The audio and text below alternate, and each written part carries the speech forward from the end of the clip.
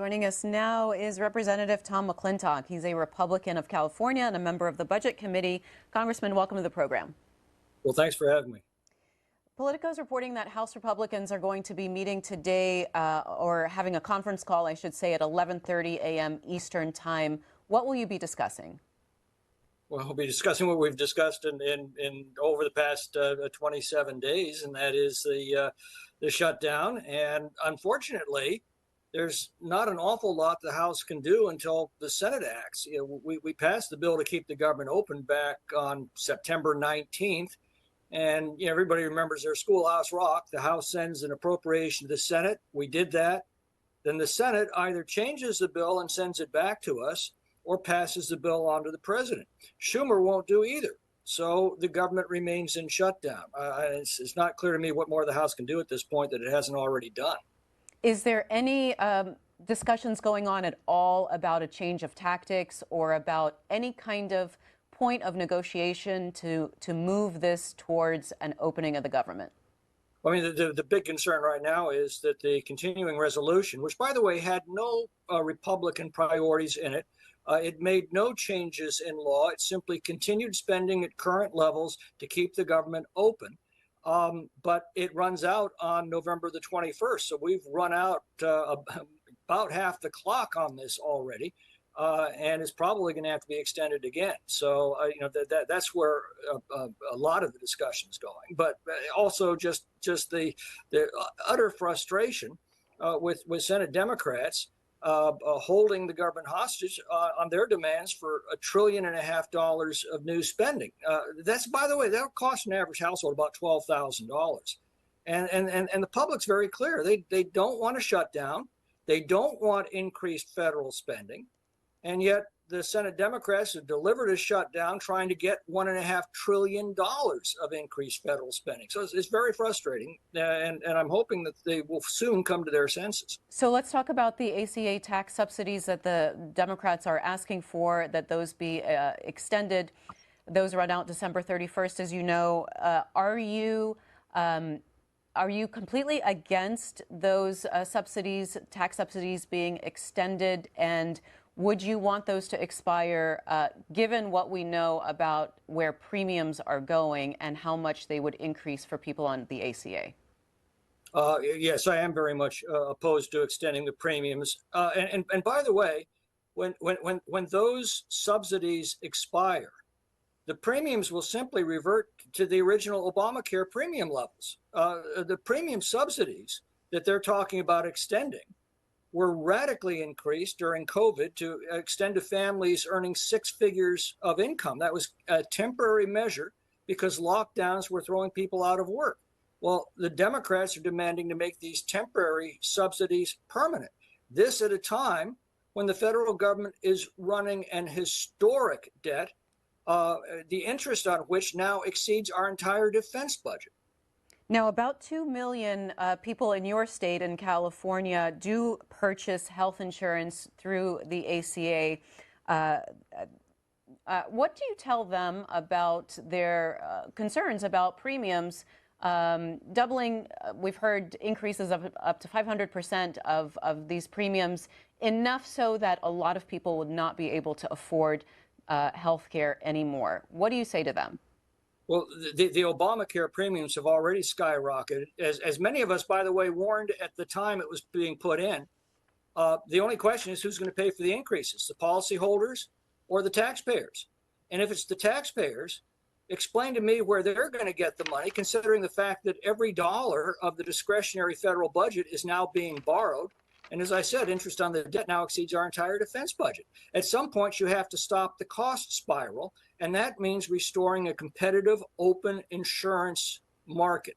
And that's ultimately what has to be done, and that's where the discussion should be going. I mean, let's get down to basics here. Our healthcare costs have grown 3 times as fast as inflation and population combined, while patient satisfaction continues to decline.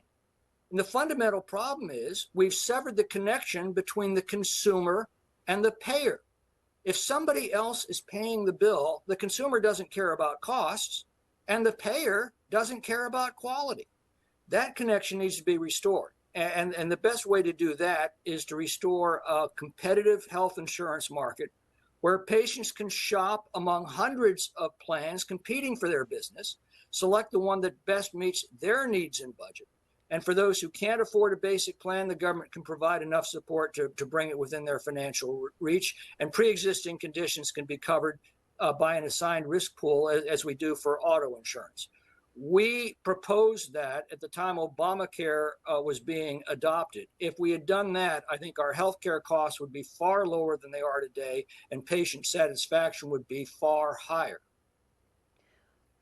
Republican Tom McClintock of California will take your calls. You can give us a call now up until the end of the show. Republicans are on 202-748-8001. Democrats 202-748-8000, and Independents 202-748-8002. You can start calling in now. Congressman, I want to ask you about SNAP. 42 million Americans use SNAP for food aid. That's 12% of the total American population. It's roughly 5.5 million just in your state of California. That runs out on Saturday. What do you think should be done about that? Well, we should reopen the government. I mean, it's not complicated. And the Democratic leaders have already acknowledged that they know the shutdown is causing immense harm to those, particularly who are dependent on government services. But they view this suffering, as Catherine Clark, the Democratic whip said, they view it as leverage, leverage in their demands for $1.5 trillion in new spending. And again, that in turn comes out of the earnings of American families. Every $1 trillion we talk about, think of that as about $8,000 that your family is going to have to repay, either through current taxes, borrowing in future taxes, or higher prices as businesses pass their taxes on to you as a consumer. So, Congressman, would you be in favor of just a temporary extension of just SNAP benefits? Given if the government does not reopen by Saturday, would you vote for that?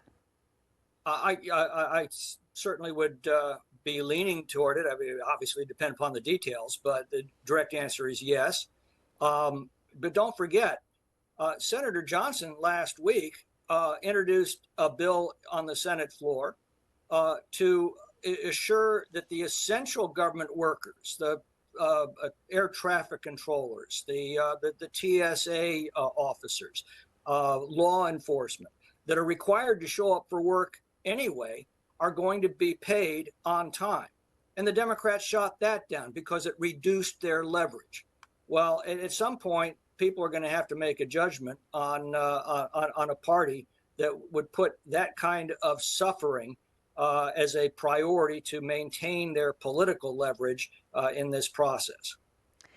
I want to ask you about a headline in Axios about, it says the economy is in uncharted territory, that data went dark this month. The government shutdown is halting the collection and release of statistics tracking the job market, public health, and crop production, as well as other economic indicators.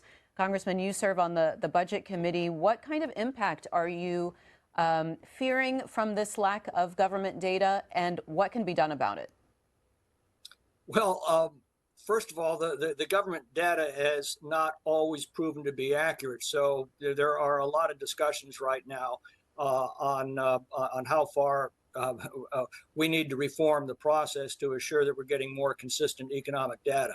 But the bottom line is, everybody knows in their own lives how the economy is doing. You can't spin that. That's ultimately what the election, I think, is going to be determined by. And it's not going to be on political spins, because it's going to be to the answer that every American gives to this question: you're better off today than you were 2 years ago.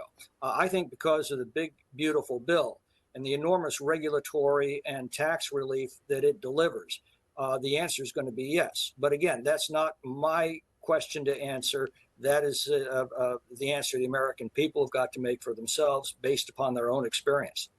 All right, let's talk to Frank, who's in San Francisco, Independent Line. Hi, Frank. Good morning.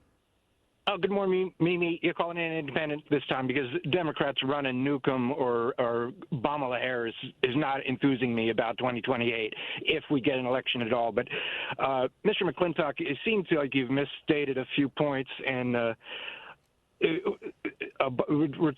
not going to return to premiums of Obamacare. We're going to return to a higher premium because of the inflation we've been having in the health industry.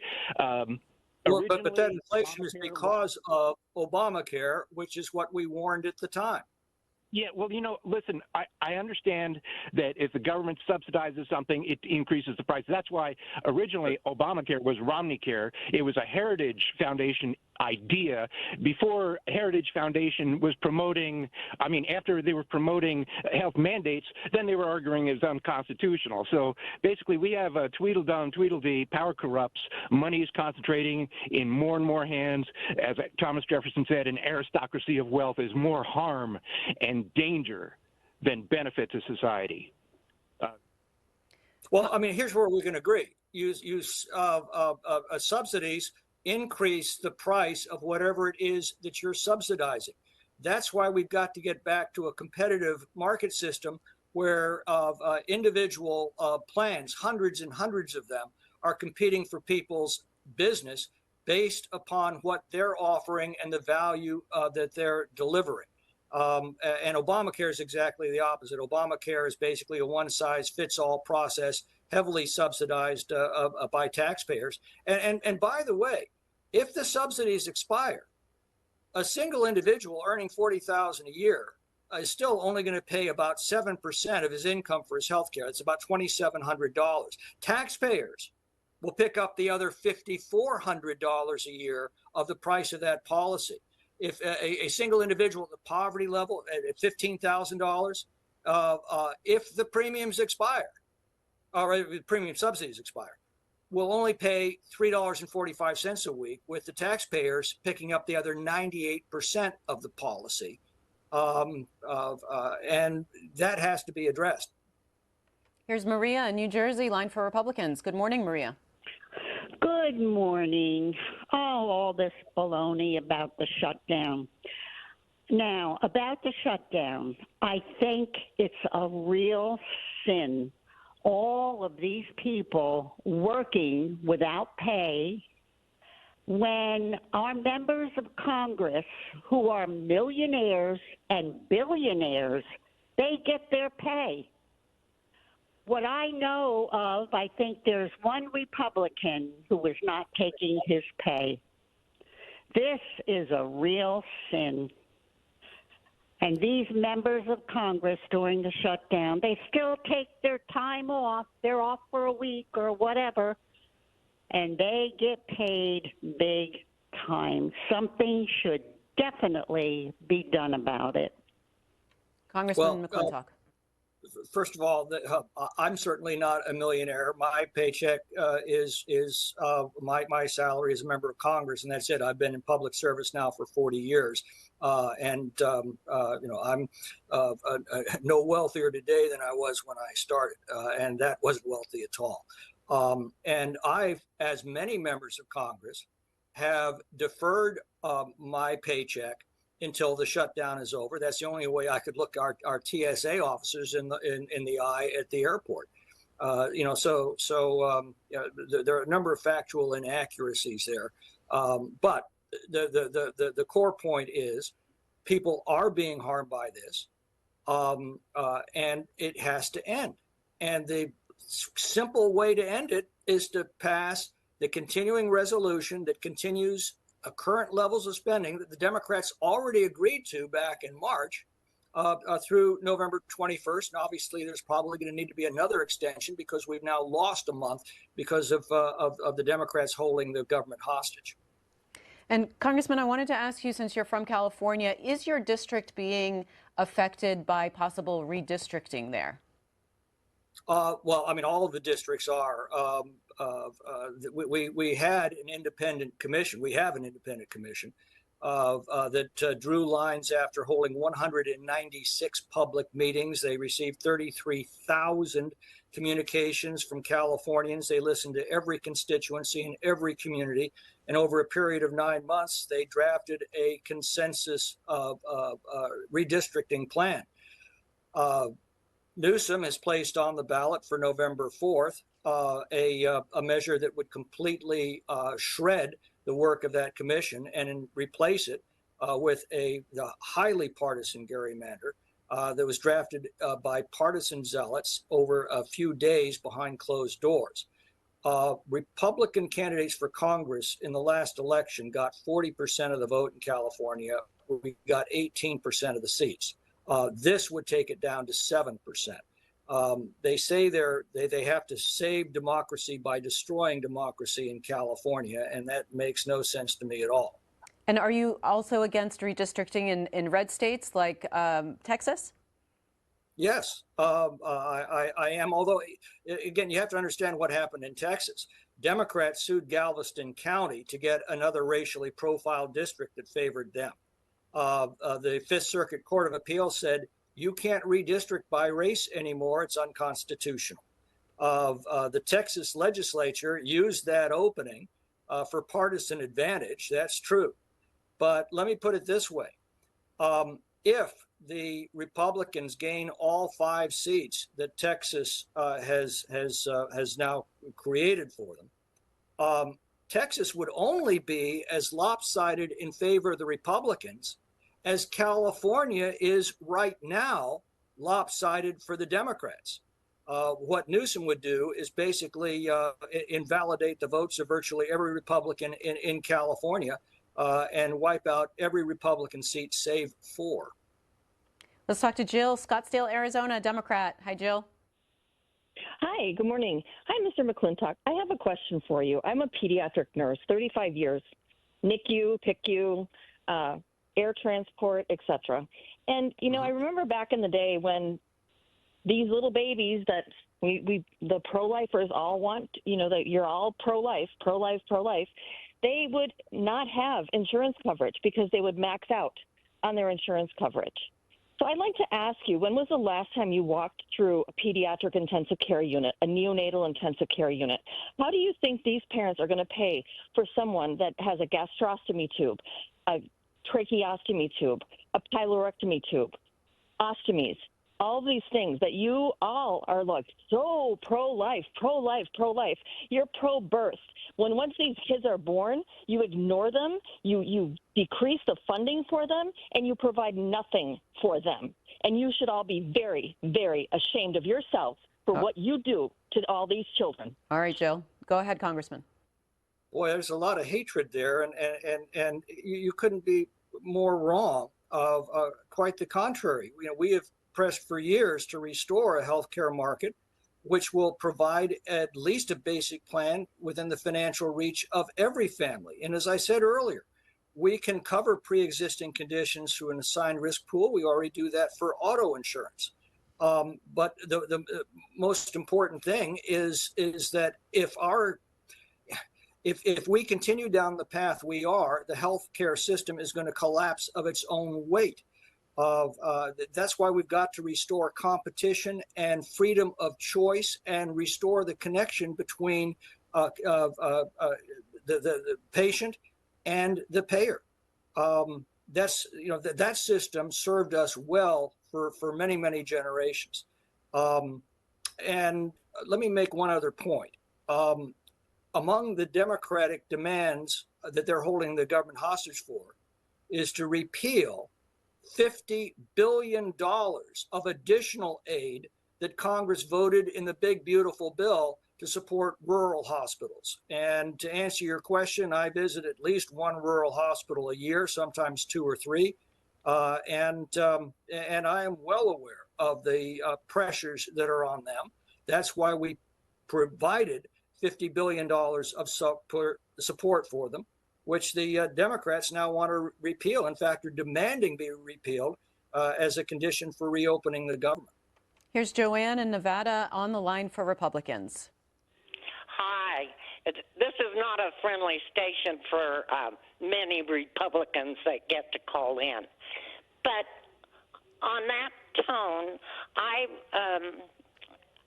just talked to my insurance man, which in my rural county, the insurance plan's going out. So I've got 2 cards sitting on my desk paid into Aetna Insurance from the federal government. One was on the Inflation Reduction Act.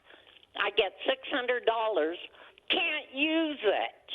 I don't buy those. For cream, I told the insurance man, I don't use those subsidies.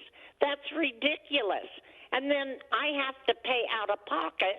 I can't even get insurance. What am I saying? I moved out of California because of the high price and Carter years. 50 years I've been living in Nevada. I pay my county taxes because I have real property, and I'm charged on county for my hospital, the rural hospital. I pay for that. So, Joanna, I'm not clear on what kind of insurance you have. Are you on Medicare Advantage? I said Aetna. So, and how old are you, Joanna? I don't need to explain to you. Let me talk to him. Go ahead, Congressman. Well, it used to be if you could shop across state lines, if you could find a better policy at a lower price in another state, you could buy that policy. You can't anymore. Obamacare requires young consumers to pay for geriatric care. It requires elderly consumers to pay for obstetric care. It used to be you could shop around for a policy that best fit your own needs and buy that policy. And again, we can subsidize that to assure that a basic policy is within the financial reach of every American, but they need to be part of that process. That's, again, the only way you're going to restore the connection between the consumer and the payer. As I said earlier, as long as we've severed that connection, the consumer doesn't care about the costs and the payer doesn't care about the quality. So we end up with a healthcare system whose expenses have increased 3 times the rate of inflation in population, while patient satisfaction has consistently declined. And a lot of it's because we've taken away the freedom of choice of individual consumers to choose policies in an open, competitive market. Ray, El Centro, California, Democrat. Go ahead, Ray. Yes, just a comment for Representative McClintock. You know, this big, beautiful ballroom that they're building, in my opinion, it's a modern version of the Trojan horse with artificial intelligence now what it is and all the technology. I mean, they could plant no telling how many listening devices there and the construction material. And I mean, it's just, I think it's a big mistake.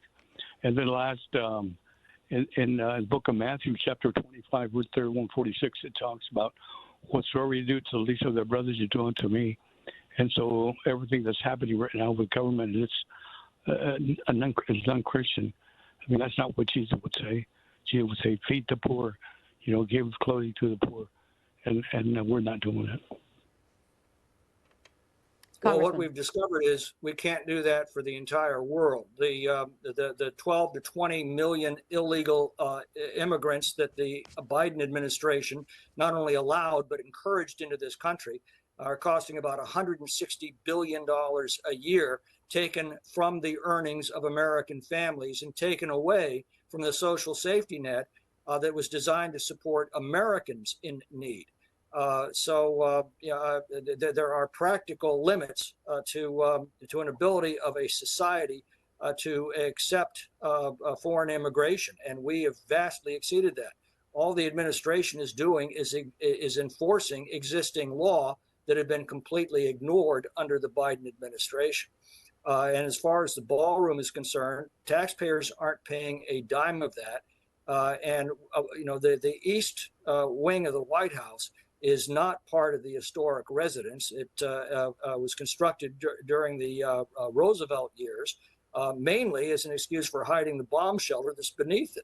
The bomb shelter, as I understand, is going to remain. It's the ballroom that will replace this 1940s era office building. Jack in Utah, Independent Line, you're on the air.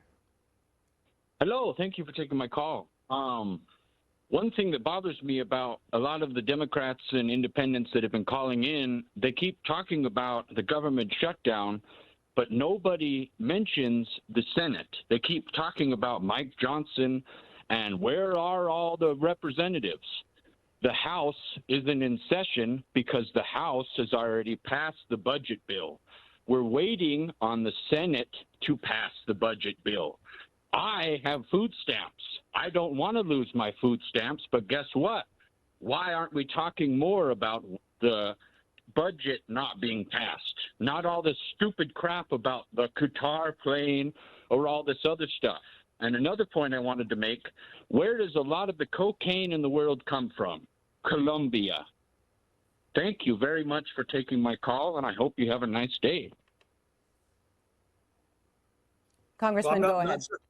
I'm not sure I could add to that at all. I agree completely. All of the distractions that the Democrats are coming up with, like the ballroom construction, is all going on at a time when Senate Democrats are holding the government hostage and have shut us down now for 27 days and counting. And by the way, this is not just overextending the Biden premium subsidies. They want to gut the Medicaid reforms that required able-bodied adults to look for work. They want to prevent states from padding Medicaid receipts, like states like California are using to pay for health care for illegals. They want to repeal the requirement that legal status for aliens be verified. They want to repeal $50 billion of rural health care assistance, as I mentioned earlier. And they would take health savings accounts away from about 10 million Americans. That's actually in the Democrats' alternative bill. You can find all of that at speaker.gov. And of course, we can have that debate if they want, but shouldn't we reopen the government first?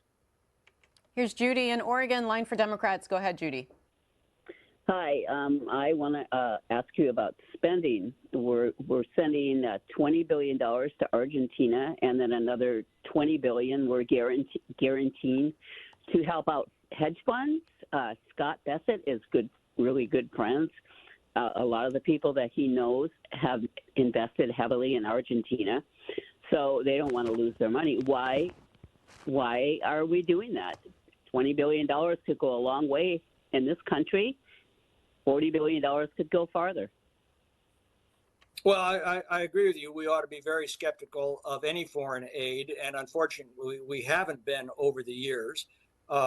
We are all aware of the enormous waste of resources, the ridiculous things that USAID funding was being used for during the Biden administration.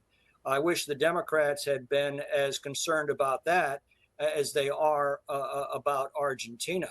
But the bottom line is the big, beautiful bill did bend the spending curve down rather dramatically. And as was reported last month, we've actually slightly reduced the annual deficit, not by much, but is heading in the right direction in total dollars. And as Congressman, I'm afraid that'll have to be it. Representative Tom McClintock, thanks so much for joining us.